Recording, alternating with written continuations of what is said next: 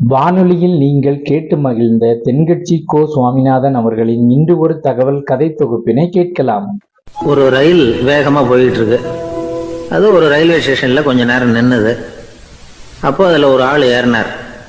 தலையில் ஒரு மூட்டையை வச்சுருந்தார். மூட்டையை தலையில் சுமந்துக்கிட்டே உள்ளே வந்தார். மூட்டையை தலையில் சுமந்துக்கிட்டே ஒரு இடத்துல உட்காந்தார். ரயில் மறுபடியும் புறப்பட்டது. இவர் தன் தலையில் இருந்த மூட்டையை கீழே இறக்கி வைக்கணும்ல, வைக்கல, சுமந்துக்கிட்டே வரார். எதிரில் உட்காந்துருந்தவர் கேட்டார், ஏங்க ஏன் இப்படியே உட்காந்துருக்குறீங்க தலையில் மூட்டையை வச்சுக்கிட்டு? மூட்டையை கீழே இறக்கி வைக்கலாமே அப்படின்னார். வேணாங்க, பாவம், தலையில் இருக்கிற மூட்டையை இறக்கி ரயிலில் வச்சா ரயிலுக்கு பாரம் அதிகமாக இருக்கும் அப்படின்னார் அவர். இப்படி ஒரு ஆளை பார்த்தா நமக்கு சிரிப்பு தான் வரும். ஏன்னா ரயிலுங்கிறது அந்த மூட்டையையும் சேர்த்து சுமந்துக்கிட்டு தான் போகுது. அவன் அந்த மூட்டையை தலையில் வச்சுருந்தாலும் ஒன்று தான், தரையில் வச்சுருந்தாலும் ஒன்று தான். அதனால் ரயிலுக்கு எந்த மாற்றமும் ஏற்பட போகிறதில்ல. அதே மாதிரி தான் நம்ம மனமும். இதுவும் ஒரு தேவையில்லாத சுமை, அனாவசியமாக சுமந்துக்கிட்டு இருக்கிறோம். இதை கீழே இறக்கி வச்சுட்டா வாழ்க்கை பிரயாணம் சுகமாக இருக்கும். ரயில் பிரயாணம் பண்ணுற அந்த ஆள் மூட்டையை சுமக்கிறான், வாழ்க்கை பிரயாணம் பண்ணுற நாம மனசை சுமக்கிறோம். இது ரெண்டுக்கும் எந்த வித்தியாசமும் இல்லை. மனசை கீழே இறக்கி வச்சுட்டா பாரம் இல்லாமல் வாழலாம், பறவைகள் மாதிரி பறக்கலாம், குழந்தைகள் மாதிரி கள்ளங்கபடம் இல்லாமல் வாழலாம். இந்த வெளி உலகத்தில் நாம் நிலை பெற்று இருக்கணும், வேரூன்றி இருக்கணும். அதே சமயம் நம்முடைய உள்வெளியில் ஆன்மீக வாழ்க்கையில் பாரம் இல்லாமல் இருக்கணும். அப்போ பறக்கணும், நதியை போல் ஓடணும், மிதக்கணும். பயணம் சுகமாக இருக்கும், களைப்பு தெரியாது, கவலை தெரியாது. ஒரு சீடன் போதி தர்மரை நாடி வந்தான்.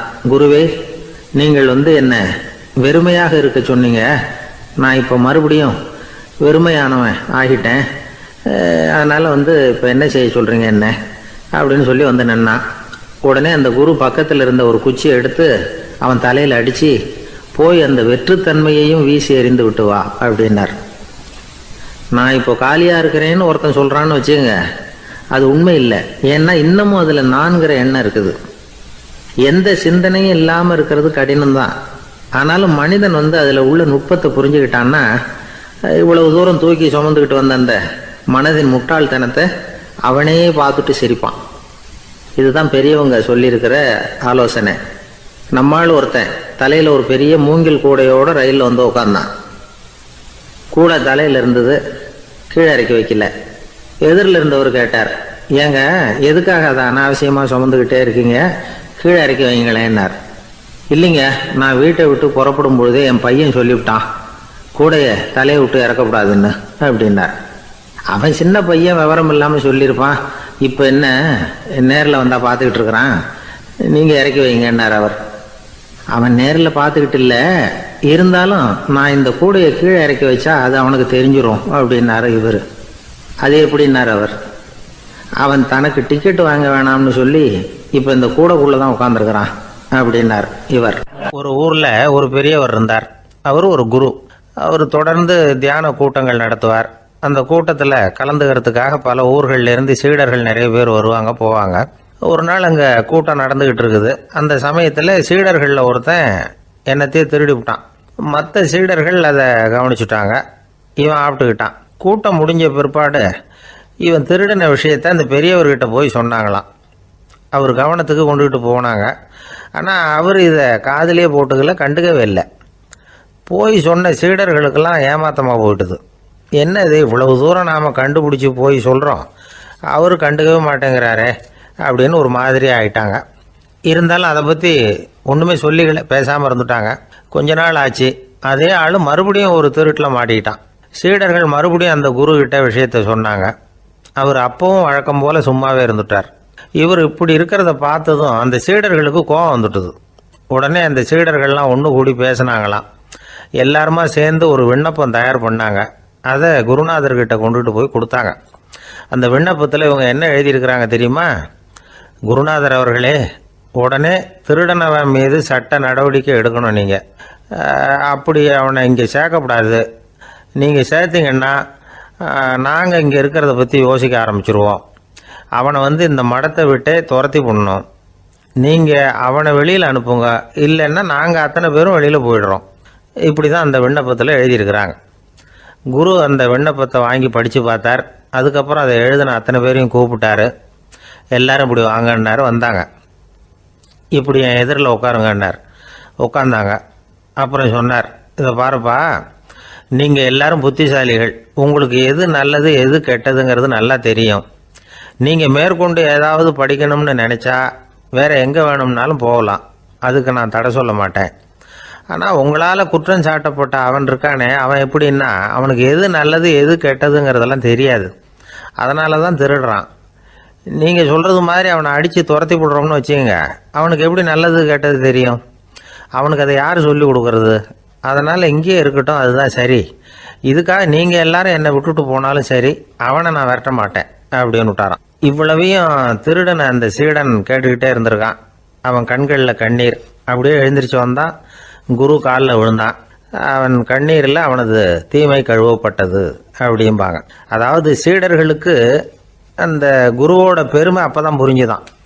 ஒரு நல்ல ஆசிரியர் இருக்காருன்னு வச்சுங்க, நல்லா படிக்கிற பையனுக்கு தான் பாடம் சொல்லி கொடுப்பேன்னா அது என்ன பெரிய விஷயமா? மோசமாக படிக்கிறவனையும் மாற்றி காட்டுறேங்கிறது தான் பெருமை. இந்த காலத்து குரு ஒருத்தர் ஒரு ஆசிரமம் வச்சு நடத்திட்டு வந்தார். நிறைய பேர் தினம் வருவாங்க போவாங்க. ஒரு நாள் ஒருத்தன் வந்தான். அந்த குரு முன்னாடி போய் நின்னான்.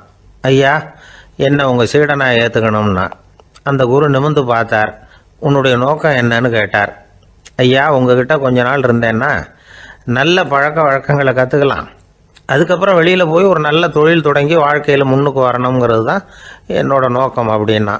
நீ சொல்கிறது சரி, ஆனால் உன்னால் இங்கே நல்ல பழக்க வழக்கங்களை கற்றுக்க முடியலேன்னு வச்சுக்கோ, அப்போ என்ன பண்ணுவேன் அப்படின்னு கேட்டார் அவர். அப்படி ஆச்சுன்னா என்ன, உங்களை மாதிரியே ஒரு ஆசிரமம் ஆரம்பித்து அதுக்கு குருவாக இருந்துட்டு போகிறேன் அப்படின்னு நானும். ஒருத்தன் வேகமாக ஓடி வந்தான். ஏப்பா அப்படி தலை தெறிக்க ஓடி வர்றேன்னு கேட்டேன். பின்னாடி துரத்திக்கிட்டு வருது சார் அப்படின்னா. ஏதாவது நாய் துரத்திக்கிட்டு வருது போல இருக்கு அப்படின்னு நினச்சி அவனுக்கு பின்னாடி பார்க்குறேன். கண்ணுக்கு எட்டின தூரம் வரைக்கும் எதுவுமே தெரியல. ஏன்பா எதுவும் ஒன்றை துரத்துறது மாதிரி தெரியலையே என்ன, நல்லா பாருங்கள் சார் அப்படின்னா. பார்த்துட்டு தான் சொல்கிறேன் என்ன. இதோ பாருங்கள் சார், இதுதான் என்னை துரத்துது அப்படின்னு அவன் காட்டுறான்.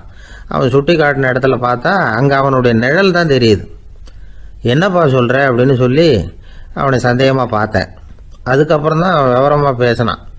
சார், எனக்கு என் நிழலை கண்டா பிடிக்கிறதில்ல, எப்போ பார்த்தாலும் இது என்னையே பின்தொடர்ந்து வந்துக்கிட்டு இருக்குது. இதை என்னால் சகிக்கவே முடியல. இதை என்கிட்டேருந்து பிரிக்கிறதுக்கு எவ்வளவோ முயற்சிகள்லாம் பண்ணி பார்த்துட்டேன், முடியலன்னா. அப்படி என்னென்ன முயற்சிகள் பண்ணினேன் அப்படின்னு கேட்டேன். அவன் என்னென்ன செஞ்சாங்கிறத விவரமாக சொன்னான்.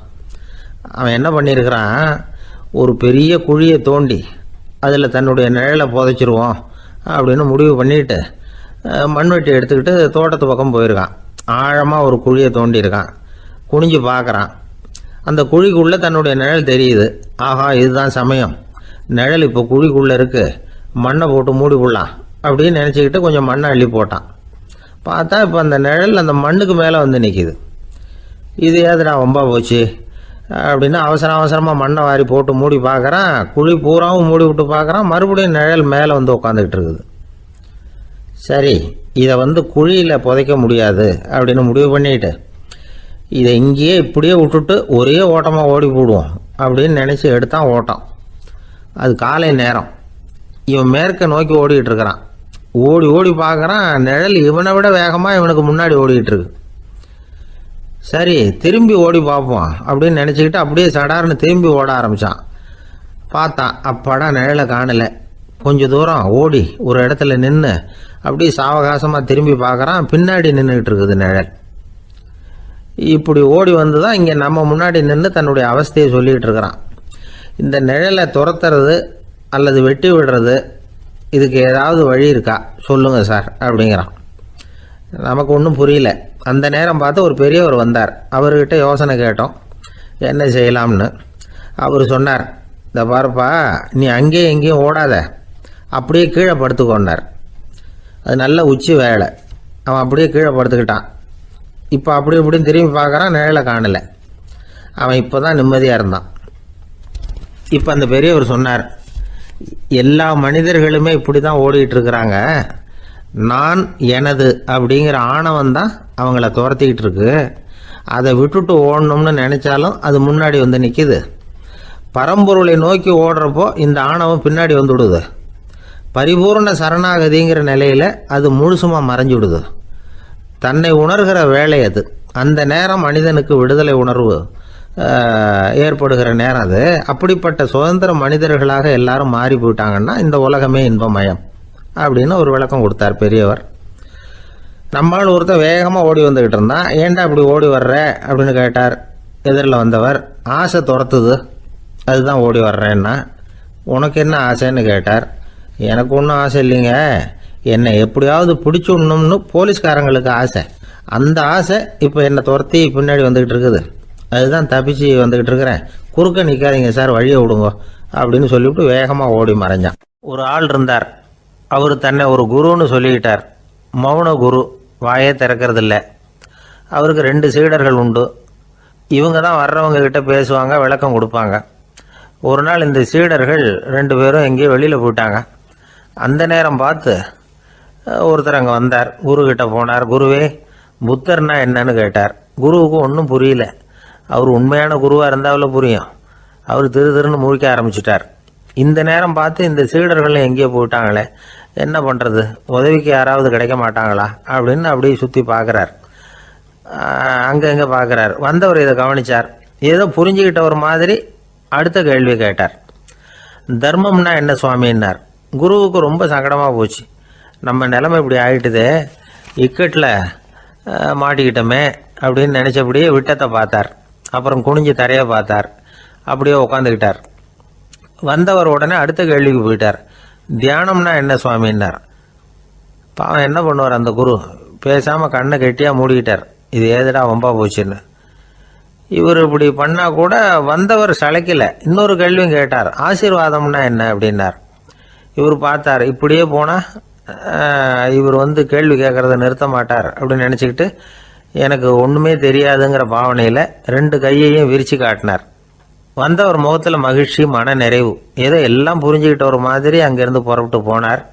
வழியில் அந்த குருவோட சீடர்கள் 2 பேரையும் சந்தித்தார். உங்கள் குருவை தான் பார்த்துட்டு வரேன்னார். இவர் என்ன நடந்ததுன்னு கேட்டாங்க. இவர் விவரமாக சொல்கிறார்.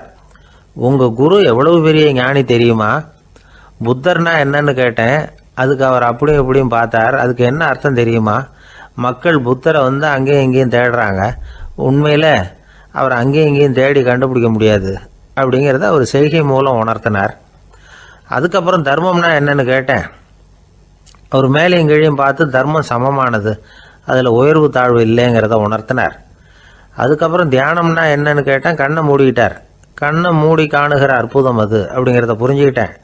கடைசியாக ஆசீர்வதிக்கப்படுறது பற்றி கேட்டேன். கைகளை நீட்டி உதவுறது தான் அது அப்படிங்கிறத தன்னுடைய இருகை விரித்து உணர்த்தினார். எவ்வளோ பெரிய மகான் அவர் அப்படின்னு சொல்லிவிட்டு அவர் பாட்டுக்கு போயிட்டார். சீடர்கள் அதுக்கப்புறம் மெதுவாக குருக்கிட்ட சேர்ந்தாங்க. அவங்கள பார்த்ததும் குருவுக்கு கோபம் வந்துட்டுது. அடே பாவிகளா, எங்கடா போய் தொலைஞ்சிங்க, நான் ஒரு ஆளுகிட்ட மாட்டிக்கிட்டு என்ன பாடுபட்டிருக்கேன்னு தெரியுமான்னார். இது மாதிரி தான் நாம் சாதாரண மனிதர்களின் புற வேடங்களிலேயே மயங்கி போயிடுறோம். அவங்க பேச்சு, செய்கை, பார்வை இதிலெல்லாம் ஏதோ பெரிய தத்துவம் இருக்கிறதாக நினச்சிக்கிறோம். உண்மையிலேயே அந்த தத்துவங்கள் யாருக்கு சொந்தம்? அவங்களுக்கு இல்லை, நமக்கு தான் சொந்தம். நாம் தானே அதை கற்பிச்சுக்கிட்டோம். நாம் அடையாளம் கண்டுக்கிறது இல்லை, நாம் யாருங்கிறது நமக்கு புரியறதில்ல. அதுதான் இன்றைக்கி நடக்கிறது. அதனால தான் அடுத்தவங்களை தேடி ஓடிக்கிட்டு இருக்கிறோம். சில வீடுகளில் கூட இது மாதிரி சைகைகள் உண்டு. சில குடும்ப தலைவர்கள் தினமும் காலையில் கண்ணை கெட்டியாக மூடிக்கிட்டு கை 2ஐயும் சுத்தமாக விரித்து வச்சுக்கிட்டே உட்காந்து தியானம் பண்ணுறது வழக்கம். எதுக்காக அப்படி பண்ணுறீங்கன்னு ஒருத்தரை பார்த்து கேட்டேன். இந்த மாதம் வாங்கின சம்பளம் பூரா தீர்ந்து போச்சு, இனிமேல் என் கையில் சுத்தமாக ஒன்றும் இல்லை, புதுசாக எதுவும் செலவு வச்சுடாதே அப்படிங்கிறத அப்படி உள்ளங்கை 2ஐயும் விரித்து காட்டி அவங்களுக்கு உணர்த்துறேன் அப்படின்னார். எனக்கு வாழ்க்கையில் ஒரே ஒரு ஆசை தான் சார் அப்படின்னார் ஒருத்தர். அது என்னன்னு கேட்டேன். ஆசைகளை ஒழிச்சுடணுங்கிறது தான் என்னோட ஆசை அப்படின்னார். இப்படி ஆசைகளை ஒழிக்க வேண்டும் அப்படிங்கிறதையே ஒரு ஆசையாக கொள்வது அபத்தம் அப்படிங்கிறார் ஒரு பெரியவர். இது மாதிரி ஆசைகளை ஒழிக்க ஆசைப்பட்டா அந்த நோக்கம் நிறைவேறாதான். அந்த முயற்சியால் புதுசாக சில துன்பங்கள் தான் சேருமா. அதில் புதுசாக ஒரு ஆசை தலை தூக்கும் அப்படிங்கிறார் அவர். ஆசைகளை தானாக விழ வச்சுடலாம். அதுக்கு வழி என்ன தெரியுமா? எந்த ஒரு ஆசையையுமே பூரணமாக நிறைவேற்றி கொள்ள முடியாதுங்கிறத உணரணும். அதை உணர்ந்தால் ஆசைகள் தானாக விழுந்துடும். அதை விட்டுட்டு ஆசைகளை விட்டுடணுங்கிறதையே ஒரு ஆசையாக வச்சுக்கிட்டு அதுக்காக கடுமையாக முயற்சிகளையும் செஞ்சுக்கிட்டு நான் ஆசைகளை விட்டுட்டு ஞானோதயம் அடையிறதுக்கு கடுமையாக முயற்சி பண்ணிகிட்டு இருக்கிறேன் சார் அப்படின்னு சொல்லிக்கிட்டு இருந்தால் எந்த காலத்துலேயும் ஞானோதயம் வரப்போகிறது இல்லை. அதுக்கு பதிலாக துன்பந்தான் வந்து சேரும் அப்படிங்கிறது அவரோட கருத்து. எந்த ஒரு ஆசையையும் பூரணமாக நிறைவேற்றி கொள்ள முடியாது அப்படிங்கிறத உணரணும்.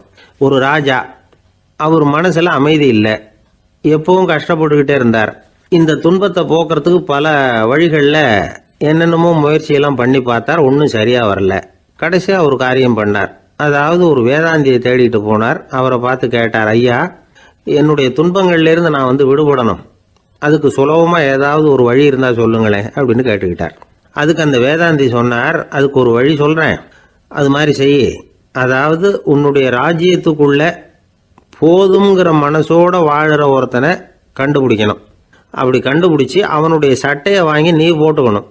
அப்படி போட்டுக்கிட்டா உன்னுடைய துன்பம் தேர்ந்துடும் அப்படின்னார். உடனே ராஜாவுக்கு ரொம்ப மகிழ்ச்சி. அரண்மனையில் இருந்த அத்தனை பேரையும் ஆளுக்கு ஒரு பக்கமாக அனுப்புனார், தேட சொன்னார். போதுங்கிற மனசுடைய ஒருத்தனை கண்டுபிடிச்சி கொண்டுகிட்டு வாங்க அப்படின்னார். எங்கெங்கேயோ தேடி கடைசியாக ஒரு ஆளை கண்டுபிடிச்சாங்க. அவன் போதுங்கிற மனசோட இருக்கிறவன் தான். ஆனால் அவன்கிட்ட சட்டை எதுவும் இல்லை. இடையில கட்டியிருக்கிற துண்டே போதுங்கிற மனசோடு அவன் வாழ்ந்துக்கிட்டு இருக்கிறான். சட்டை இருந்தாவில் ராஜா வாங்கி மாட்டிக்க முடியும். அந்த வேதாந்தி ஏன் அப்படி சொன்னாருங்கிறதுக்கான அர்த்தம் இப்போ தான் ராஜாவுக்கு புரிஞ்சுதான். இது வரைக்கும் சொன்னதெல்லாம் ஞான மார்க்கத்தை தேடிடுறவனுக்கான உள்ள தகவல். இப்போ இன்னைக்கு இளைஞர்கள் இதை கேட்டுவிட்டு நமக்கு ஆசையே வேணாம் அப்படின்னு முடிவு பண்ணிவிட்டா வாழ்க்கையில் முன்னேறவே முடியாது. நம்முடைய முயற்சிக்கு ஆசை தான் தூண்டுகோல். அதனால் இந்த ஆசையையும் அந்த ஆசையையும் போட்டு குழப்பிக்கக்கூடாது. ஆனால் ஒன்று, பேராசை நமக்கு தேவையில்லை. நாம் படுற ஆசையிலேயும் ஒரு நியாயம் இருக்கணும். ஏன்னா நம்மளில் சில பேர் நீங்கள் தான் சார் சொன்னீங்க, அதனால தான் ஆசைப்பட்டேன், அரை தான் கிடைச்சது மிச்சம் அப்படிம்பாங்க கன்னத்தை தடவிக்கிட்டே. அதனால் இப்போல்லாம் எந்த தகவலை சொன்னாலும் ரொம்ப எச்சரிக்கையாக இருக்க வேண்டியிருக்குது. ஒரு ஆள் ஒரு கடை வச்சு வியாபாரம் பண்ணிக்கிட்டு இருந்தான். அவனுக்கு ரொம்ப பேராசை, நிறைய பணம் சேர்க்கணும்னு. திடீர்னு ஒரு நாள் அவனுக்கு உடம்பு ரொம்ப சுகம் இல்லாமல் போயிட்டுது. இனிமேல் பிழைக்கிறது கஷ்டங்கிற நிலைமை.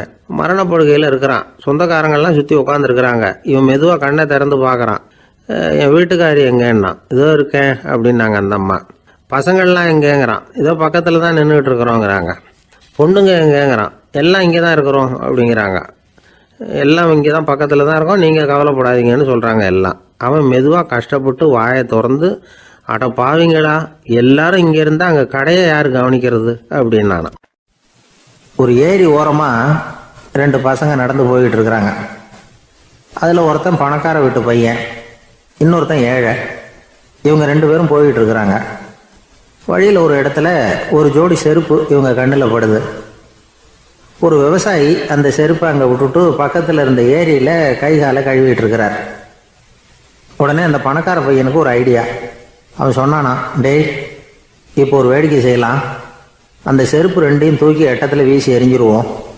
அந்த ஆள் வந்து பார்த்துட்டு செருப்பை தேடி அல்லாடுவான், அங்கேயும் இங்கேயும் ஓடுவான், திருன்னு முழிப்பான். அதை பார்த்து நாம் ரசிக்கலாம், நல்ல தமாஷா இருக்கும் அப்படின்ட்டுருக்கான்.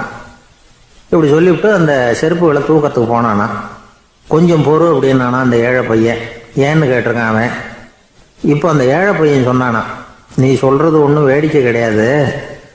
உன்னோட செருப்பு தொலைஞ்சா உன் அப்பா உடனே உனக்கு வேறு செருப்பு வாங்கி கொடுத்துருவார். ஆனால் அந்த ஆளுக்கு இந்த செருப்பு தொலைஞ்சதுன்னா வேறு புதுசாக வாங்கிறதுக்கு வாயையும் வயத்தையும் கட்டி பணத்தை சேர்க்க வேண்டியிருக்கும். அதனால் நான் ஒரு வேடிக்கை சொல்கிறேன், அது மாதிரி செய், அது இன்னமும் தமாஷா இருக்கும் அப்படின்னானா. எப்படி அது சொல்லுன்றிருக்கான் அவன். செருப்பு 2ம் அது இருக்கிற இடத்துலையே இருக்கட்டும். உன் சட்டை பையிலிருந்து ஒரே ஒரு ரூபா நாணயத்தை எடு. அதை அந்த செருப்பு மேலே அதோட குதிகால் பகுதியில் வச்சுட்டு நாம் 2 பேரும் அந்த மரத்துக்கு பின்னாடி ஓடி போய் மறைஞ்சு நின்றுக்குவோம். அப்புறம் பாரு வேடிக்கையே அப்படின்னா. அதே மாதிரி ரூபா காசு செருப்பு மேலே வச்சுட்டு இவங்க 2 பேரும் மறைஞ்சு நின்றுக்கிட்டாங்க. கொஞ்ச நேரத்தில் அந்த விவசாயி வந்தார். காலில் உள்ள மண்ணை தட்டிவிட்டு செருப்பை மாட்டுறதுக்காக போனார். அங்கேருந்து காசு கண்ணில் போட்டுவிட்டுது. அவருக்கு ஆச்சரியமாக போச்சு. அதை கையில் எடுத்து பார்க்குறார். 4 பக்கமும் திரும்பி திரும்பி பார்க்குறார், யார் இதை வச்சிருப்பான்னு. கடைசியில் ஆகாயத்தை பார்க்குறார். ஆண்டவா, இது உன்னோட கருணை தான். நீ தான் யாரோ புண்ணியவான் மனசில் தர்மம் பண்ணுற எண்ணத்தை உண்டாக்கி இருக்கிற. அந்த புண்ணியவான் நல்லா இருக்கணும் அப்படின்னு வாழ்த்தி அந்த காசை கண்ணில் ஒத்திக்கிட்டாராம். மறைஞ்சிருந்து பார்த்துக்கிட்டு இருந்த ஏழை பையன் இப்படி சொன்னான், பாத்தியா உன்னை புண்ணியவான்னு வாழ்த்தி விட்டு போறார் அந்த ஆள். அவருக்கும் சந்தோஷம், அதை பார்த்து நமக்கும் சந்தோஷம். உனக்கு 1 ரூபாங்கிறது ஒரு பெரிய விஷயம் இல்லை, ஆனால் அதனால் நமக்கு கிடைச்சிருக்கிற மகிழ்ச்சி ரொம்ப உயர்வானது அப்படின்னு நானும். வேடிக்கையும் கிண்டலும் இது மாதிரி அடுத்தவங்களுக்கு இடைஞ்சலாக இல்லாமல் இருக்கணும் அப்படிங்கிறார் கலைவாணர். ஆனால் பாருங்க, அவருக்கே இடைஞ்சலாக வர்ற விஷயங்களை கூட அவர் வேடிக்கையாக தான் எடுத்துக்கிட்டாராம். ஒரு தடவை ஒருத்தர் கலைவாணர்கிட்ட வந்து, ஐயா என் குழந்தை செத்து போச்சு அப்படின்னு சொல்லி அழுதாராம். உடனே இவர் அவருக்கு 100 ரூபா பணத்தை கொடுத்து, இந்தாங்க அடக்கம் செய்யுங்க அப்படின்னு சொல்லி அனுப்பி வச்சாராம். 1 வருஷம் கழிச்சு மறுபடியும் அதே ஆள் வந்திருக்கார். இவர் மறந்துருப்பாருங்கிற நினைப்புல, அண்ணே என் குழந்தை இறந்து போச்சுண்ணே அப்படின்னாராம். இவர் மறுபடியும் 100 ரூபா கொடுத்து ஆறுதல் சொல்லி அனுப்பி வச்சாராம். 7-8 மாசம் கழிச்சு மறுபடியும் அதே ஆள் வந்திருக்கார்.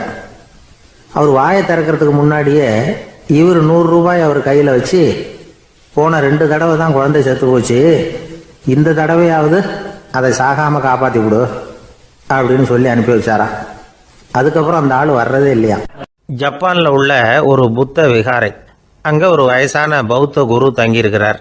ஒரு நாள் ராத்திரி கடுமையான குளிர், அவரால் தாங்க முடியல. பார்த்தார், மரத்தில் செஞ்ச புத்த சிற்பங்கள் அங்கே நிறைய இருந்தது. அதில் ஒன்றை எடுத்து அதுக்கு தீ மூட்டி அந்த நெருப்பில் குளிர் காஞ்சிக்கிட்டு இருக்கிறார். மர சிற்பம் தீ வச்சதும் படபடன்னு வெடிக்க ஆரம்பிச்சுட்டுது. அந்த சத்தத்தை கேட்டதும் அந்த புத்த விகாரையின் குருக்கள் வெளியில் ஓடி வந்தார். இவர் ஆனந்தமாக குளிர் காஞ்சிக்கிட்டு இருக்கிறார். அவரால் பொறுத்துக்க முடியல. தெருவில் தெரிஞ்சுக்கிட்டு இருந்த அந்த பெரியவரை இங்கே தங்க அனுமதித்ததே அவர் தான். இவர் இப்படி பண்ணுறாருன்னு நினச்சிக்கிட்டே அவரை கோபமாக பார்த்தார். ஏன் இப்படி கோபமாக பார்க்குறீங்க, இப்படி வந்து உட்காருங்க அப்படிங்கிறாரு இவர். அவருக்கு இன்னமும் கோபம் வந்துட்டுது. எங்கள் கடவுளை வந்து எரிச்சுட்டீங்களே அப்படின்னு சத்தம் போட்டாராம். அப்படியா அப்படின்னு கேட்டுக்கிட்டே அந்த சாம்பலை கிளறினார் இவர். என்ன செய்கிறீங்கன்னு கேட்டிருக்காரு அவர். நான் எலும்புகளை தேடுறேன்னாராம். நீங்கள் ஒரு பைத்தியம், இது ஒரு மர சிற்பம், இதில் எலும்புகள் கிடையாது அப்படின்னாராம். அவருக்கு கோபம் வந்துட்டுது. உடனே வெளியில் போங்கன்னு கத்தியிருக்கார். வெளியில் தள்ளி கதவையும் சாத்தி விட்டாராம். மறுநாள் காலையில் கதவை திறந்து பார்த்தா அந்த வயசான பெரியவர் ஒரு மைல்கல் மேலே சில காட்டு பூக்களை வச்சு புத்தம் சரணம் கச்சாமின்னு சொல்லிக்கிட்டே இருக்கிறார். இவருக்கு சந்தேகமாக போட்டுது. கிட்ட போனார். என்ன செஞ்சுக்கிட்டு இருக்கீங்கன்னு கேட்டார். இது என்னுடைய காலை நேர பிரார்த்தனைனாராம். நிஜமாவே நீங்கள் ஒரு பைத்தியமாக தான் இருக்கணும், ஏன்னா அது ஒரு மைல்கல் அப்படின்னாராம். இப்போ அந்த பெரியவர் சொன்னாராம், நீங்கள் ஒரு மரத்தை புத்தராக நினைக்கும் பொழுது நான் ஏன் ஒரு மைல்கல்ல புத்தராக நினைக்கக்கூடாது? நான் வந்து புத்தரை எரிக்கலாம், ஏன்னா அவரை நான் நேசிக்கிறேன். அந்த சிற்பம் வந்து மரத்தால் ஆனதுங்கிறது எனக்கு தெரியும். நான் ஒரு மைல்கல்லை தொழலாம், ஏன்னா அது எனது பூக்களை தாங்குது. நான் இந்த மைல்கல்லுக்குள்ளே மறைஞ்சிருக்கிற புத்தரை பார்க்குறேன். யாராவது ஒரு சிற்பி இதை சிலையாக்கினாதான் நீங்கள் புத்தரை பார்க்க முடியும். அன்னைக்கு ரொம்ப குளிராக இருந்தது. நான் எனக்குள்ளே இருக்கிற புத்தரையும் பாதுகாக்கணும். உள்ளே இருக்கிற புத்தரை காப்பாற்றுறதுக்காக வெளியில் உள்ள புத்தரை எரிக்கலாம், அதில் ஒன்றும் தப்பு இல்லை. அது அவருடைய போதனையிலேயே இருக்குது. உனக்குள் ஜோதியாக இரு அப்படிங்கிறது அவருடைய போதனை. என்னுடைய புத்தர் வந்து குளிரில் நடுங்கிட்டு இருந்தார். அந்த மர சிற்பங்கள் வெயில் மழையில் உணர்ச்சி இல்லாமல் இருந்தது, அதனால் அப்படி பண்ணினேன். ஆனால் நீங்கள் என்ன பண்ணீங்க? நான் ஒரு மர புத்தரை எரிச்சதுக்காக உயிருள்ள புத்தரை வெளியில் தள்ளி கதவை சாத்தினீங்க அப்படின்னாராம் அந்த பெரியவர். உண்மையான பக்திங்கிறது இதுதான். அதாவது உனக்குள் ஜோதியாக இரு அப்படின்னு புத்தர் சொன்னார் இல்லையா, அது மாதிரி தனக்குள் ஜோதியாக இருக்கிற இந்த காலத்து ஆசாமிகள் நிறைய பேர் உண்டு. எப்பவும் போதையிலேயே இருக்கிறவங்க. ஒரு நாள் நடு ராத்திரி ஒரு மது கடையில் ஒரு ஆள் அங்குள்ள சிப்பந்திகள் கிட்ட கேட்டுக்கிட்டு இருக்கிறான். மறுபடியும் இந்த கடை எப்போ திறப்பாங்கன்னு கேட்டானா. நாளைக்கு காலையில் 8 மணிக்கு திறப்பாங்க அப்படின்னு நானா அங்கே இருந்த ஆள். அவன் திருப்பி திருப்பி அதையே கேட்டுக்கிட்டு இருக்கான். இவனுக்கு பதில் சொல்லி சொல்லி அழுத்து போச்சு. அதான் சொல்கிறேன் ஐயா, நாளைக்கு காலையில் வா அப்படின்னாங்களாம். அதுக்கு இவன், நான் வர்றதுக்காக கேட்கலையா, நேத்திக்கு வந்தவன் உள்ளேயே மாட்டிக்கிட்டேன், வெளியில் போகிறதுக்காக கேட்டேன் அப்படின்னா. ராமகிருஷ்ணர் வாழ்ந்த காலத்தில் நடந்த ஒரு நிகழ்ச்சி இது. அப்போது ஒரு ஓவியர் இருந்தாராம். அவருக்கு ஒரு ஆசை, ராமகிருஷ்ணர் படத்தை வரையணும். அதை அவர்கிட்டயே கொண்டுட்டு போய் காட்டி அபிப்பிராயம் கேட்கணும். இதுதான் அந்த ஓவியரின் ஆசை. உடனே ராமகிருஷ்ணர் படத்தை வரைஞ்சி முடித்தார். அதை எடுத்துக்கிட்டு போனார். இவர் போன சமயம் அங்கே ராமகிருஷ்ணர் சீடர்களோடு உட்காந்துருக்கிறார். விவேகானந்தர் அங்கே இருக்கிறார். இந்த ஓவியர் கொண்டுகிட்டு போய் தான் வரைந்த ஓவியத்தை அவர்கிட்ட காட்டினார். ராமகிருஷ்ண பரமஹம்சரின் ஓவியத்தை ராமகிருஷ்ணர்கிட்டயே காட்டுறார். ராமகிருஷ்ணர் என்ன பண்ணார் தெரியுமா? அந்த படத்தை பார்த்தார். உடனே அது காலை தொட்டார்.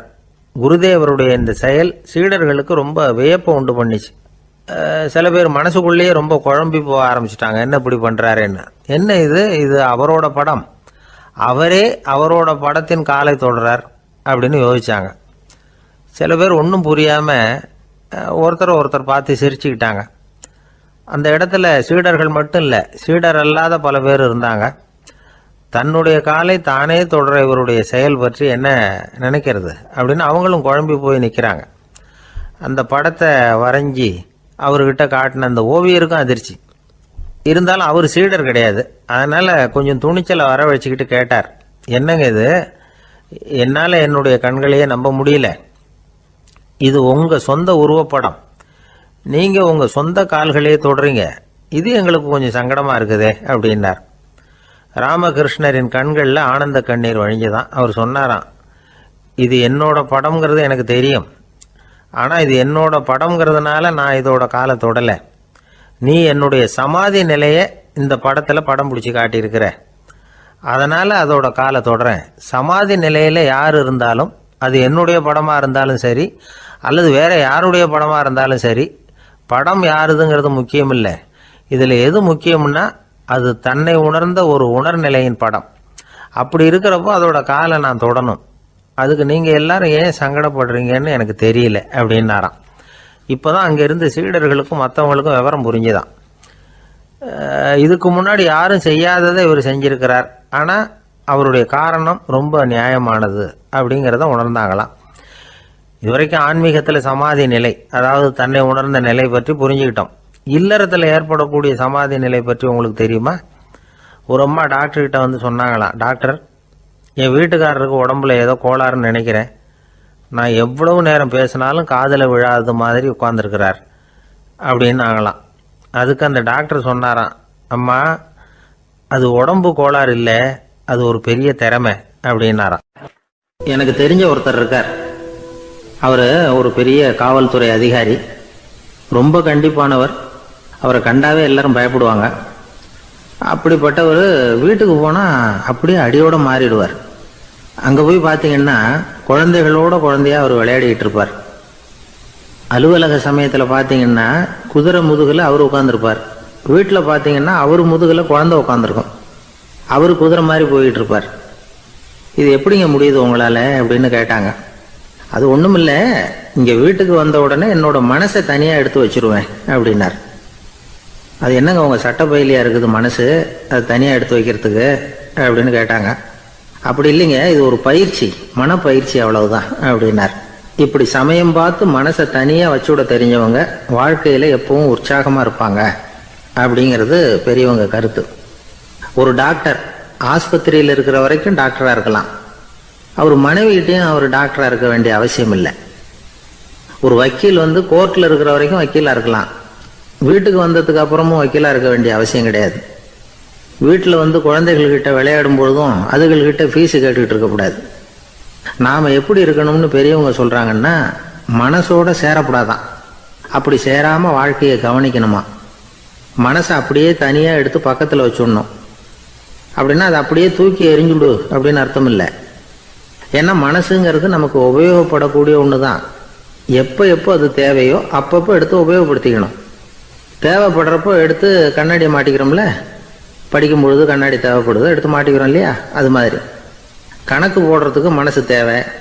கடைக்கு போய் ஒரு பொருள் வாங்குகிறோம், காசு கொடுக்குறோம், மீதி சில்லறை சரியாக இருக்கா அப்படின்னு எண்ணி பார்த்து வாங்க வேண்டியிருக்கு. அந்த சமயத்தில் மனசை எடுத்து தனியாக வச்சுட்டேன் அப்படின்னு சொல்லிட்டு இருக்கக்கூடாது. பரீட்சைக்கு படிக்க வேண்டியிருக்குது, படித்ததையெல்லாம் அப்படியே நினைவில் வச்சுக்க வேண்டியிருக்கு. அந்த சமயத்தில் மனசை தூக்கி எறிஞ்சுட்டேன் சார் அப்படின்னு சொல்லிட்டு இருக்கக்கூடாது. அப்படி சொன்னால் பரீட்சை நம்மளை தூக்கி எறிஞ்சிடும். அதனால் தேவைப்படுறப்போ மனசை உபயோகப்படுத்தணும், தேவையில்லாதப்போ அதை தனியாக ஓய்வு எடுத்துக்க விட்டுடணும். இப்படி நாம் பழக்கப்படுத்திக்கிட்டா வாழ்க்கைங்கிறது நமக்கு புதுசாக தெரியுமா. மனசுக்கும் ஒரு சக்தி கிடைக்கும். எந்திரங்களுக்கு ஓய்வு கொடுக்குற மாதிரி மனசுக்கும் ஓய்வு கொடுக்கணும். இல்லைன்னா அது களைச்சு போயிடும். குழந்தைகள் மனசை சுமந்துக்கிட்டு இருக்கிறது இல்லை. இது முதியவர்கள் குழந்தைகள் கிட்டே இருந்து கத்துக்க வேண்டிய ஒரு பாடம். ஆனாலும் இந்த கால குழந்தைகள் கிட்ட ரொம்ப எச்சரிக்கையா இருக்க வேண்டியிருக்கு. ஒரு தாத்தாவும் பேரனும் விளையாடிக்கிட்டு இருக்கிறாங்க. தாத்தா, எனக்கு சைக்கிள் ஓட்ட கத்து விடு அப்படிங்கிறான் பேரன். சைக்கிள் உயரம் கூட இல்லை, அதுக்குள்ள சைக்கிள் ஓட்டணுமா அப்படின்னாரு தாத்தா. ஏன் தாத்தா, ரயில் ஓட்டுறாரு, அவர் என்ன